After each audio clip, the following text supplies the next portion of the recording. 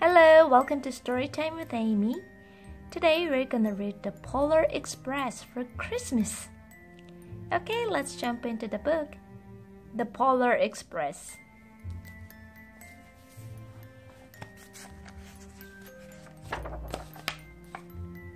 The Polar Express, written and illustrated by Chris Van Allsburg.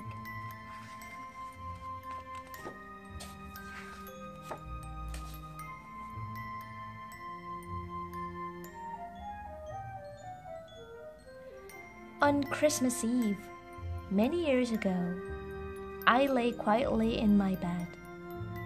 I did not rustle the sheets. I breathed slowly and silently. I was listening for a sound a friend had told me I'd never hear. The ringing bells of Santa's sleigh. There is no Santa, my friend had insisted, but I knew he was wrong. Late at night, I did hear sounds, though not of ringing bells. From outside came the sounds of hissing steam and squeaking metal. I looked through my window and saw a train standing perfectly still in front of my house.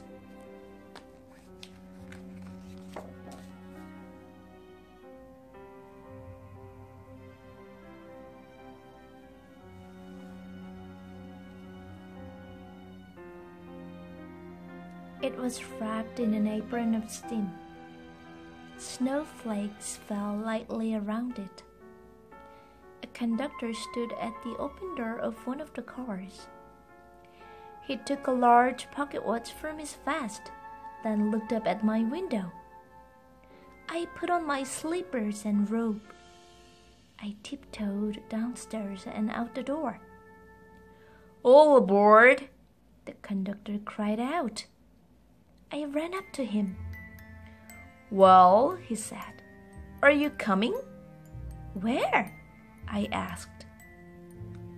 "Why, to the North Pole, of course," was his answer. "This is the Polar Express." I took his outstretched hand and he pulled me aboard.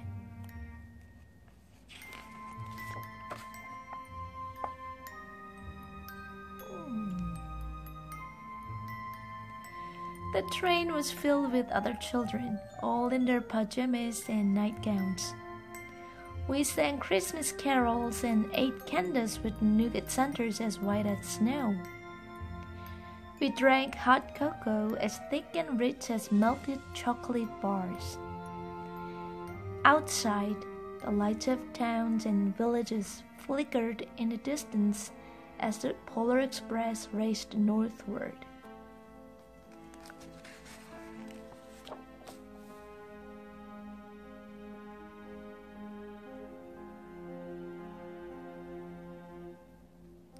Soon, there were no more lights to be seen.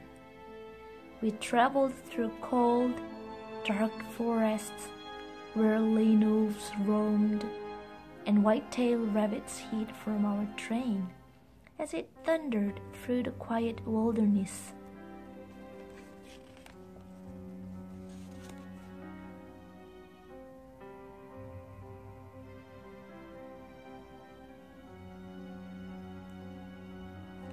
We climbed mountains so high it seemed as if we would scrape the moon. But the Polar Express never slowed down. Faster and faster we ran along, rolling over peaks and through valleys like a car on a roller coaster. The mountains turned into hills, the hills to snow-covered plains. We crossed a barren desert of ice, the great polar ice cap. Lights appeared in the distance. They looked like the lights of a strange ocean liner sailing on a frozen sea. "There," said the conductor, "is the North Pole."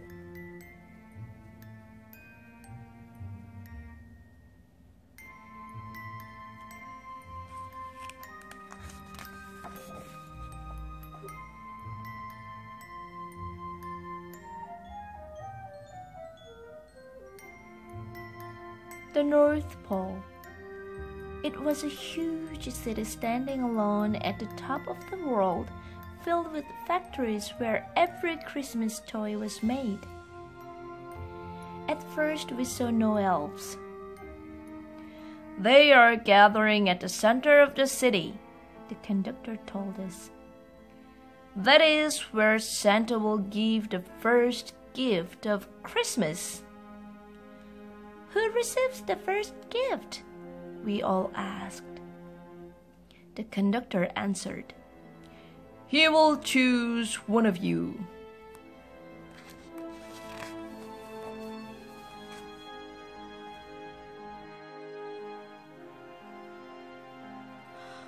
"Look!" shouted one of the children. "The elves!" Outside, we saw hundreds of elves. As our train drew closer to the center of the North Pole, we slowed to a crawl so crowded were the streets with Santa's helpers. When the Polar Express could go no farther, we stopped and the conductor led us outside.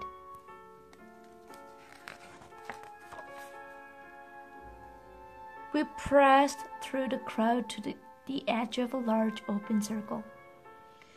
In front of us stood Santa's sleigh. The reindeer were excited. They pranced and paced, ringing the silver sleigh bells that hung from their harnesses. It was a magical sound like nothing I'd ever heard. Across the circle, the elves moved apart and Santa Claus appeared. The elves cheered wildly. He marched over to us and, pointing to me, said, "Let's have this fellow here." He jumped into his sleigh. The conductor handed me up. I sat on Santa's knee and he asked, "Now, what would you like for Christmas?"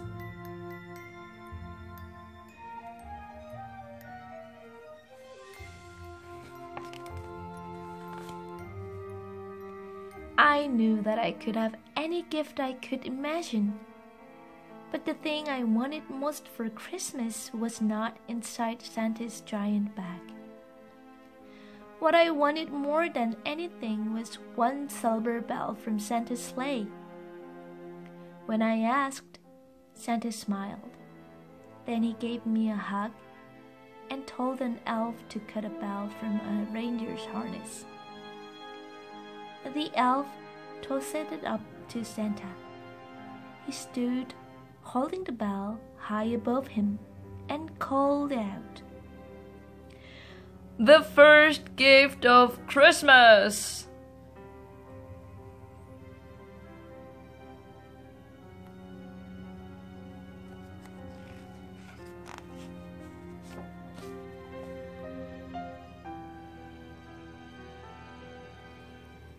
A clock struck midnight as the elves roared their approval.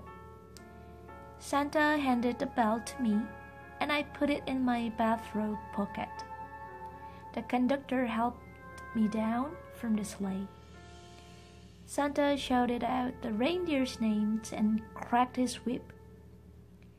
His team charged forward and climbed into the air. Santa circled once above us, then disappeared in the cold, dark polar sky.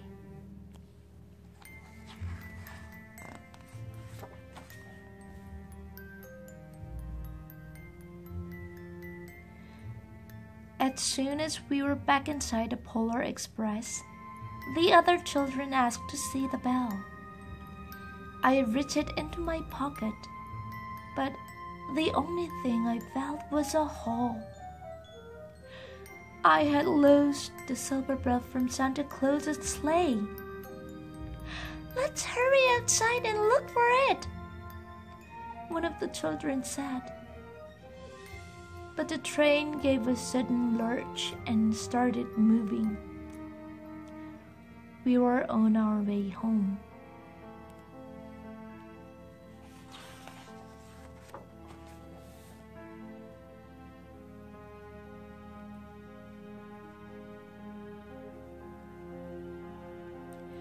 It broke my heart to lose the bell. When the train reached my house, I sadly left the other children. I stood at my doorway and waved goodbye. The conductor said something from the moving train, but I couldn't hear him. "What?" I yelled out. He cupped his hands around his mouth. "Merry Christmas!" he shouted. The Polar Express let out a loud blast from its whistle and sped away.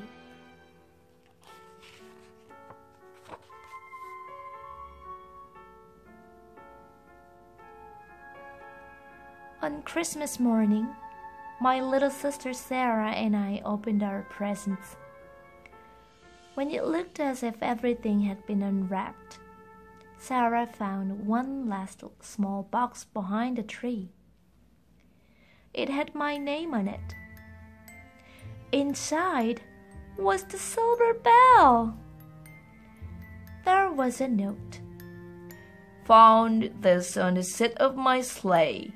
Fix that hole in your pocket. Signed, Mr. C." I shook the bell. It made the most beautiful sound my sister and I had ever heard. But my mother said, "Oh, that's too bad." "Yes," said my father. "It's broken." When I'd shaken the bell, my parents had not heard a sound.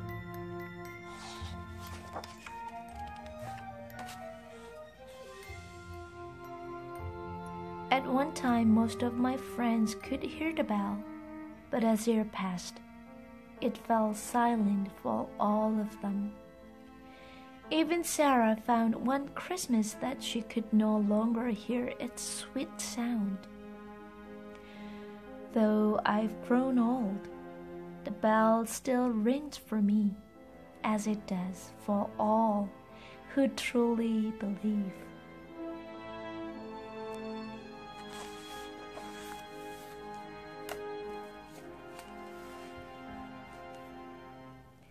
The end.